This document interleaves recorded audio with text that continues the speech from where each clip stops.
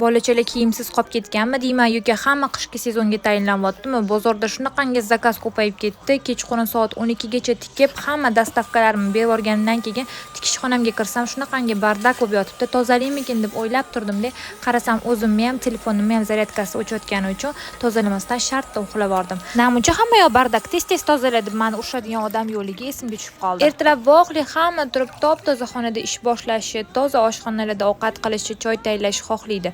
Lekin baribir organizmim charchaydi, unga ham dam berish kerak. Yakshanba hammada dam bo'lganidek, optim tikadigan tikuvchilarda ham dam. Nimaga bilasizlarmi? Chunki dushanba kuni bozor yo'q. Yakshanbadan ham unumli foydalanib, zagotovkalarimni qilib, ertasiga yana ham ko'proq ish chiqarishim mumkin, lekin zaril ketdimi?